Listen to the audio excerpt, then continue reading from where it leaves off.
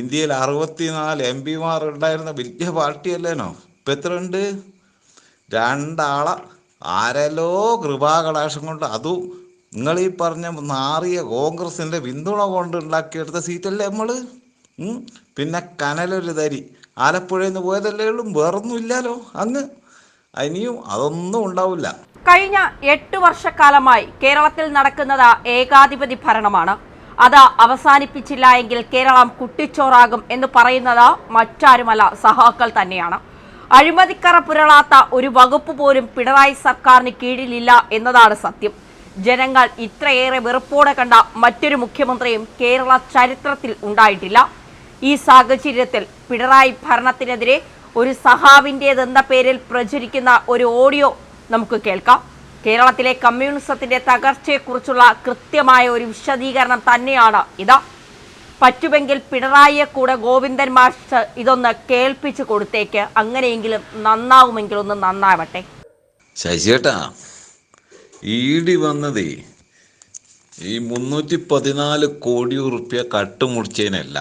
അത് പാവപ്പെട്ടവരുടെ പൈസ 5000-ൽ 6000-ലധികം വരുന്ന ആൾക്കാരുടെ പൈസ നിങ്ങൾക്ക് കൊടുക്കുകയോ കൊടുക്കാതിരിക്കുകയോ ചെയ്യാം. അത് ഈടിക്ക് പ്രശ്നമല്ല. ഈടി വന്നത് എന്തിനാന്ന് പറഞ്ഞു കഴിഞ്ഞാൽ 7000 കോടിയോളം ഉറുപ്പ്യ 399 കോഓപ്പറേറ്റീവ് ബാങ്കുകളിലൂടെ മാറിപ്പോയിട്ടുണ്ടെന്ന് നമ്മുടെ VN വാസവൻ 2022 ജൂലൈ 18 നിയമസഭയിൽ പറഞ്ഞതിൻ്റെ അടിസ്ഥാനത്തിലാണ്. എത്ര ബാങ്കിൽ? 399 ബാങ്ക് കൂടി. അതിൻ്റെ അടിസ്ഥാനത്തിൽ പരിശോധിക്കാനാണ് ഇടി വന്നത്. അതിൽ നിന്ന് അങ്ങനെ എത്ര പെട്ടെന്നൊന്നും ഊരിപ്പോവാന്നാരും വിചാരിക്കണ്ട. അത് ഇവിടെ നമ്മുടെ നാട്ടിലെ തീവ്രവാദികൾക്ക് വേണ്ടിയിട്ട് പണം വെളുപ്പിച്ചു കൊടുത്ത കണക്കാണ്. ആ നോട്ട് നിരോധനക്കാലത്ത് അത് മുഴുവൻ പൊക്കിയിട്ടേ പോകും. ഇനി മാർക്സിസ്റ്റ് പാർട്ടീൻ്റെ കാര്യം, ആ കാര്യത്തിലും ഏറെക്കുറെ തീരുമാനമായിന്. അറിയാഞ്ഞിട്ടാ അത് ഏറെക്കുറെ വെളുത്ത് കഴിഞ്ഞ്.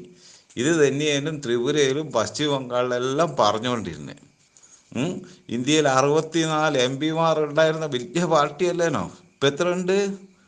രണ്ടാളെ ആരല്ലോ കൃപാകടാക്ഷം കൊണ്ട്, അതും നിങ്ങൾ ഈ പറഞ്ഞ നാറിയ കോൺഗ്രസിൻ്റെ പിന്തുണ കൊണ്ട് ഉണ്ടാക്കിയെടുത്ത സീറ്റല്ലേ നമ്മൾ. പിന്നെ കനലൊരു തരി ആലപ്പുഴയിൽ നിന്ന് പോയതല്ലേ ഉള്ളൂ, വേറൊന്നും ഇല്ലല്ലോ അങ്ങ്. ഇനിയും അതൊന്നും ഉണ്ടാവില്ല. ഇത്രയോ നാറിക്കഴിഞ്ഞിന് പാർട്ടി.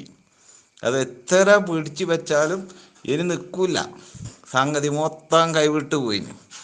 ഇത് ജനങ്ങൾക്ക് മുഴുവൻ അറിയാം. എത്ര വെള്ളം പൂശിയിട്ടും കാര്യമില്ല. എങ്ങനെ വെള്ളം പൂശിയാലും അതിൻ്റെ അടിയിലെ കറുപ്പ് വെറുത്തുകൊണ്ട് തന്നെ ഇരിക്കും.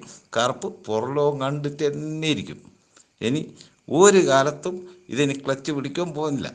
ഇത് പിണറായിയോടുകൂടി തീരുകയാണ്. ഇതോടുകൂടി CPM എന്ന് പറയുന്ന സാധനം തീർന്നു.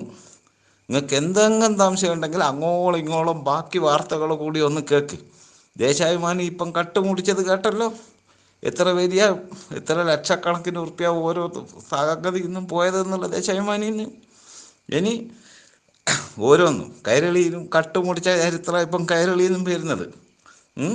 നമ്മുടെ ധനമന്ത്രീൻ്റെ ഏട്ടൻ മധു ഇപ്പോൾ ധനലക്ഷ്മി ബാങ്കിൻ്റെ ചെയർമാനായിട്ടുള്ള ആൾ ഇന്ന് കേരളത്തിൽ ഏറ്റവും വലിയ കോടാനുകോടീശ്വരനാണ്. അയാൾക്ക് എങ്ങനെ പൈസ ഉണ്ടായത്? എല്ലാം ഒന്ന് അന്വേഷിക്ക്. ഇങ്ങനെ ഓരോരുത്തരും നല്ലോണം ഒന്ന് മനസ്സിലാക്ക്. ഇവിടെ ഇപ്പോൾ കപ്പലണ്ടി വിൽക്കുന്നവന് കൊടുക്കുവാൻ വരെ പൈസയില്ല. അത്രയും ഗതികേട് തന്നെയാണുള്ളത് നമ്മുടെ സർക്കാർ.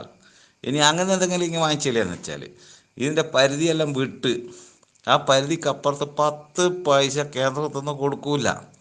പിരിച്ചെടുക്കാനുള്ള 32,000 കോടി ഇന്നോളം പിരിച്ചെടുത്തിട്ടില്ല. കാരണം എല്ലാം സ്വന്തക്കാരുടെ കടകളും സ്വന്തക്കാർക്ക് വേണ്ടിയുള്ളതായ സ്ഥാപനങ്ങളിൽ നിന്നാണ് പിരിച്ചു കിട്ടേണ്ടത്. ഇത് പിരിച്ചെടുക്കാൻ നിൽക്കുന്നില്ല. അതുകൊണ്ട് തന്നെ 5 കൊല്ലത്തെ കണക്ക് കൊടുക്കാത്തത് കൊണ്ട് 30,000 കോടിക്ക് മേലെ അവിടെ കിടക്കുവാണ്. ഇതെല്ലാം ശശിയേട്ടന് അറിയാവുന്ന കഥ തന്നെയല്ലേ? ഇല്ലെങ്കിൽ ചോദിച്ച് മനസ്സിലാക്ക്. ഇല്ലെങ്കിൽ നല്ലോണം ന്യൂസുകളൊക്കെ ഒന്ന് കേൾക്കുക. എല്ലാം കേട്ടതിന് ശേഷം ഇതിനെക്കുറിച്ചിട്ടുള്ള ഒന്ന് സംസാരിക്കുക. അല്ലാണ്ട് വെറുതെ ഇങ്ങനെ തള്ളി മറിക്കല്ലേ. നാട്ടുകാർ വിചാരിച്ചു എന്താ വിചാരിക്കുക ശശി ചേട്ടാ? നിങ്ങൾക്ക് തീരെ വിവരമില്ലെന്ന് വിചാരിച്ചറിയില്ലേ?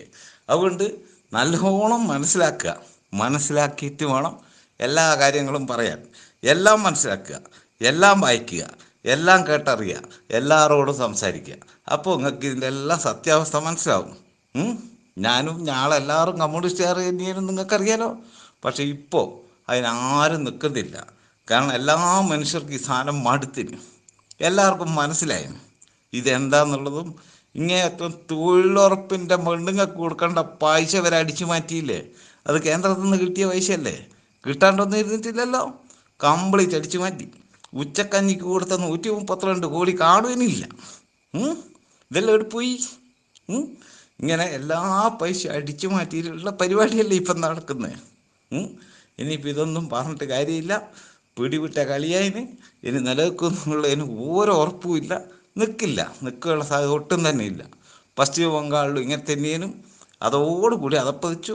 ഇപ്പം അടുത്ത ജില്ലാ സെക്രട്ടറി അടക്കം പൊറാട്ടടിക്കും നമ്മളെ നാദാരത്തുണ്ട് എന്നുള്ള കഥയും അറിയാലോ. ഒന്ന് പരിചയപ്പെട്ടുകളാ, അതും നല്ലതാണ്.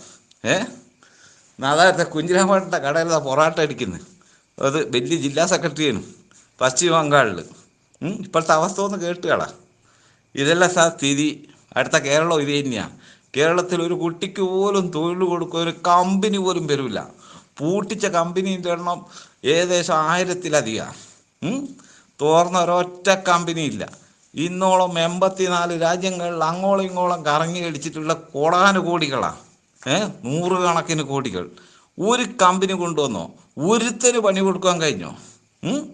ഉള്ള അവരെ നേതാക്കന്മാരുടെ മക്കൾക്കും ഓലെ അച്ചിമാർക്കും എല്ലാം ജോലി കൊടുക്കാൻ വേണ്ടിയല്ലേ ഈ കോപ്പറേറ്റീവ് സൊസൈറ്റിയും അല്ലെങ്കിൽ പിന്നാമ്പുറത്ത് കൂടെയുള്ള എല്ലാം നിയമനം കംപ്ലീറ്റ് നടക്കുന്നത്. ഏതെങ്കിലും ഒരു നേതാവിൻ്റെ ഭാര്യ വെറുതെ നടക്കുന്നുണ്ടോ? ഏതെങ്കിലും ഒരു നേതാവിൻ്റെ മക്കൾ നാട്ടിൽ കൊടി പിടിച്ച് നടക്കുന്നുണ്ടോ? നിങ്ങൾ നോക്കണ്ടോന്ന്? ഒറ്റ കുട്ടിയുമില്ല. കാരണം ഓരെല്ലാം മക്കൾ വിദേശത്ത് ഡോക്ടർമാരും എൻജിനീയർമാരുമാണ്. അല്ലെങ്കിൽ ഏതെങ്കിലും വലിയ ബിസിനസ് തോക്കുകളുടെ പുറകിലാണുള്ളത്. പിണറായിൻ്റെ ആസ്തി ഇന്ന് കണക്കാക്കിയിരിക്കുന്ന ഏകദേശം പറയപ്പെട്ട് കേൾക്കുന്നതല്ല, ഏകദേശം കണക്കാക്കിയിരിക്കുന്ന 1000 കോടിക്ക് മേലെയാണ്. പറയപ്പെട്ട് കേൾക്കുന്ന 25,000 കോടിക്ക് മേലെ എന്നാ. ഇവരെല്ലാം മക്കളെല്ലാം കുറിച്ചൊന്ന് അന്വേഷിക്ക്. ഇവരെല്ലാം മക്കൾ എന്ത് ചെയ്യുന്നു? ഏടിയാണല്ലേ? എങ്ങനെയല്ല ഉള്ളേ? AK ബാലൻ്റെ മക്കളെയോ എല്ലാവരും നോക്കണങ്ങൾ. എന്നിട്ട് ശരിക്കൊന്ന് പഠിക്ക്. കണ്ണൂരിൽ ഓരോ നേതാക്കന്മാർ ഒറ്റ കുടുംബത്തിൽ നിന്ന് വന്നോരാ. ആടുന്നുള്ള 8ഓളം നേതാക്കന്മാർ ഇവരിൽ എന്തുണ്ടാക്കി? ഇവരെ മക്കളെടുത്തു. നമ്മളെ മക്കൾ എടിയാണല്ലേ? ആർക്കെങ്കിലും 10 പൈസേൻ്റെ ജോലി കിട്ടിയോ? ഇവരെല്ലാം മക്കൾക്ക് എന്താ ജോലി ഇങ്ങനെ വാരിക്കൊരുക്കി കൊടുക്കുന്നത്? എന്തുകൊണ്ട് ഇവരാരും കേരളത്തിൽ നിന്ന് മുതൽ മുടക്കുന്നില്ല? ഒറ്റ കമ്പനീൻ്റെ പേര് പറ. ഞങ്ങൾ കേരളത്തിൽ ഇത്രയും വലിയ സ്ഥാപനം കൊടുക്കാൻ പറ്റുന്ന ഒരു കമ്പനി തുടങ്ങിയത് തുടങ്ങാൻ തമ്മേക്കില്ല. ഇഷ്ടം പോലെ കോറികൾ വന്നു കേരളത്തിൽ. കോടികൾ അടിച്ചു മാറ്റുന്നത്. കോടികൾ. ഇപ്പം വലിയൻ്റെ പാർട്ടി മാത്രം ബൂർഷ്വാ പാർട്ടി. ഇപ്പോൾ കമ്മ്യൂണിസ്റ്റ് പ്രസ്ഥാനം എന്ന് പറയുന്നത് എല്ലാ തൊഴിലാളികളതല്ല. തൊഴിലാളികളെ കണ്ണീര് വീട് കഴിഞ്ഞാൽ ഒരുത്തനും മൈൻഡിയല്ല. ഇപ്പോൾ നിങ്ങളൊന്ന് തെരുവിലിറങ്ങി നോക്ക്. നിങ്ങളുടെ നാട്ടിൽ നീതി കൊടുക്കുന്നുണ്ടോ? അല്ലെങ്കിൽ നമ്മൾ ഏതെങ്കിലും നാടുകളിൽ നീതി ഉണ്ടോ? ഇല്ലല്ലോ. ഇതെല്ലാം തന്നെ ഇപ്പോഴത്തെ കമ്മ്യൂണിസം എന്ന് പറഞ്ഞു കഴിഞ്ഞാൽ ഇന്ന് 1ാം ക്ലാസ് ബൂർഷ്വാ കമ്മ്യൂണിസമാണ്. അല്ലാണ്ട് വെറും കമ്മ്യൂണിസം ഇപ്പം ഇല്ല. അത് നാനാറോട് കൂടി തീർന്നു. VS അച്യുതാനന്ദൻ അതിൻ്റെ അവസാന വാക്കാരി നിൽക്കുന്നു. അദ്ദേഹം കമ്മ്യൂണിസ്റ്റാണ്. വേറെ ഏതെങ്കിലും ഒരു കമ്മ്യൂണിസ്റ്റുകാരനെ കാണിച്ചാൽ ഒരു കുട്ടിയില്ല. ഇനി പറഞ്ഞിട്ട് കാര്യമൊന്നുമില്ല ശശി ചേട്ടാ. ഇതെല്ലാം പിടുത്തം വിട്ടുപോയി.